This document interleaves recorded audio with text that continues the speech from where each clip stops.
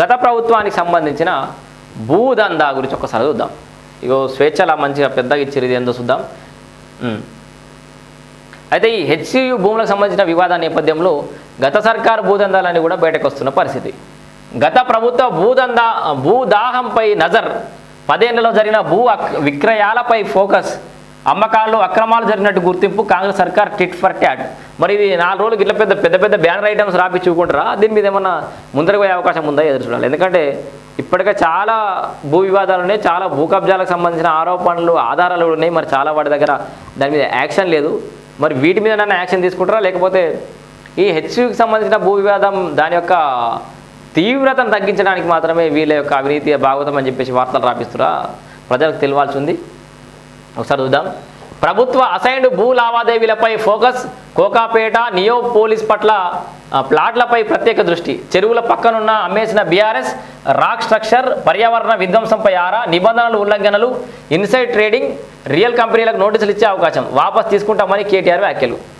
ఇప్పుడు నువ్వు ఎట్లయితే హైదరాబాద్ హెచ్సియుకి సంబంధించిన భూములను నెక్కి తీసుకుంటాం దమ్మని ఎవరైనా కొంటే అన్నవో, ఈ నియో పోలీస్ దగ్గర కానీ కోకాపేటలో కానీ మీరు అమ్మిన భూములను కూడా వెనక్కి తీసుకుంటామని చెప్పేసి కాంగ్రెస్ టిట్ ఫర్ ట్యాట్ లాగా రివర్స్ కౌంటర్ ఇచ్చే ప్రయత్నం అయితే చేస్తుంది. అయితే బీఆర్ఎస్ అధికారంలో ఉన్న కాలంలో అమ్మిన భూముల వివరాలపై రాష్ట్ర ప్రభుత్వం దృష్టి సారించింది.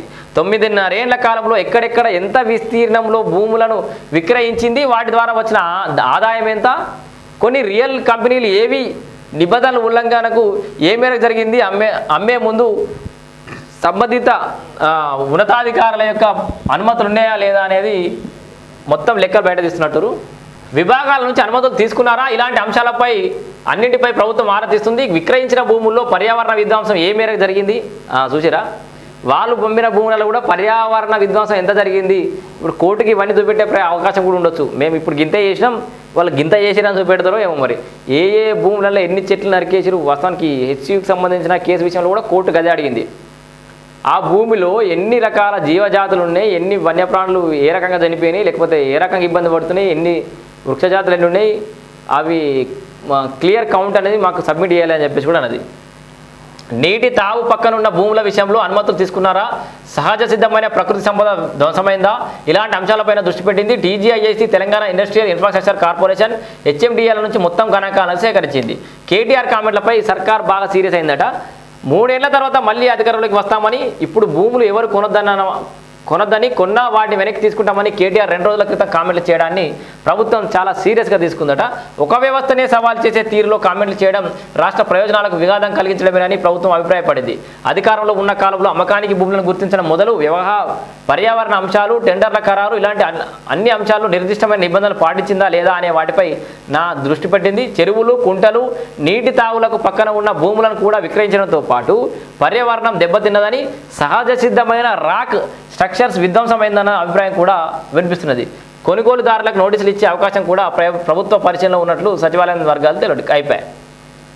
బీఆర్ఎస్ సర్కార్ అమ్మినటువంటి కొనుగోలుదారులకు కూడా దాన్ని ఏమంటారు ఈ విత్తరట, నోటీసులు ఇచ్చేయడానికి కూడా ఆలోచన చేస్తారట.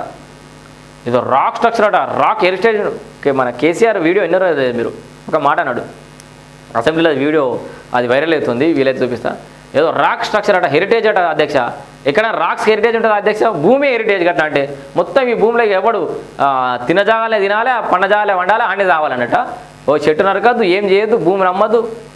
ఇట్లా అన్నాడు కేటీఆర్ కేసీఆర్ బాపు అన్నాడు అన్నాడు మన బాపు. సో ఇట్లా చూపుకుంటూ పోతే రాళ్ళనే హెరిటేజ్ అంటారు, భూమిని హెరిటేజ్ అంటారు, ఈ భూగోళమే హెరిటేజ్ కదా అని అంటున్నట్టు. సో అభివృద్ధి అనేది కంటిన్యూస్ ప్రాసెస్, అభివృద్ధిలో ఇవన్నీ కామన్ అని చెప్పే ప్రయత్నం అప్పుడు కేసీఆర్ బాబు చెప్పిండు. పాపం బాబు కొడుకే జర కింద మీద ఏం మాట్లాడదో తెలియక ఆగమగమే అవుతుండు. 20,000 కోట్ల విలువైన భూముల విక్రయం. సో గతంలో వీళ్ళు అమ్మిన భూముల విక్రయాలకు సంబంధించిన రేట్లు, 2 కంపెనీలు కలిసి కొనడం మీద డౌటు, ఇక విద్యార్థుల నిరసనలకు కూడా అంటే ఇక వాళ్ళ లెక్కలు మొత్తం తీసినట్టు. కేటీఆర్ వర్సెస్ తెలంగాణ యువత అట పోస్టర్లు కూడా రిలీజ్ చేశారు. అక్కడ నిరుద్యోగ యువత మాకు ఉద్యోగాలు కావాలి, అక్కడ కంపెనీలు రావాలని చెప్పేసి నేను కొత్తగా మీకు ఏం చెప్పాలి కానీ ఏం రాజకీయాలలో ఎవి కామన్, ఎవరితోటి ఏం చెప్పిస్తారు అనేది మీకు కొత్తగా చెప్పాల్సిన అవసరం లేదు. సో ఇది విద్యార్థుల నిరసనలు. సో మొత్తంగా వీళ్ళు అమ్మినటువంటి గత ప్రభుత్వంలో భూ విక్రయాల్లోని కొన్ని సో హెచ్ఎండిఏ గిఫ్ట్ ల్యాండ్స్ 52,200 చదరపు గజాలు మొన్ననే చదివినాం. 276.10 కోట్లు, నియోపోలిస్లో 95 ఎకరాలు, తర్వాత బౌదూర్పల్లిలో 70,279 చదరపు గజాలు, తొర్రూరులో 1,14,748 చదరపు గజాలు, తుర్కయాంజల్లో 16,800 గజాలు చదరపు గజాలు, కుర్మల్గూడలో 25,161 చదరపు గజాలు, బాచ్పల్లిలో 37,234 చదరపు గజాలు, మేడిపల్లిలో 29,893 చదరపు గజాలు, బుద్వేల్లో 81.86 ఎకరాలు, మొగిలిలో 61.266 చదరపు గజాలు, షాబాద్లో 12,000 చదరపు గజాలు, ఉప్పల్ బగాయత్లో 2,88,062 చదరపు గజాలు, స్ట్రీ బిడ్స్లో 73,968 చదరపు గజాలు. ఇట్లా మొత్తంగా ఇవి కాకుండా రాయదుర్గం, మణికొండ, నార్సింగి, ఖానాపేట్, రాజేంద్రనగర్, పోచారం, ఫార్మాసిటీ తదితర ప్రాంతాల్లో 342 ఎకరాలను విక్రయించడం ద్వారా దాదాపు 9,031.21 కోట్లు వచ్చినట్టు తేలింది. మొత్తం దాదాపుగా 20,000 కోట్ల రూపాయలను సమకూర్చింది గత బీఆర్ఎస్ సర్కార్ అని చెప్తారు. సో మరి వీళ్ళు 20,000 కోట్లకి ఏదైతే అమ్మిరో ఆ భూములను ప్రజా ప్రయోజనార్థం వారిరా, సో వాళ్ళ కుటుంబ ప్రయోజనార్థం వారిరా అంటే ప్రజా ప్రయోజనార్థం అని వాళ్ళ చెప్తారు. ఇక చాలా కొత్త ముచ్చట ఏం లేదు. సో మొత్తంగా గత ప్రభుత్వ భూదాహానికి సంబంధించిన వార్తా కథనం అయితే ఇది.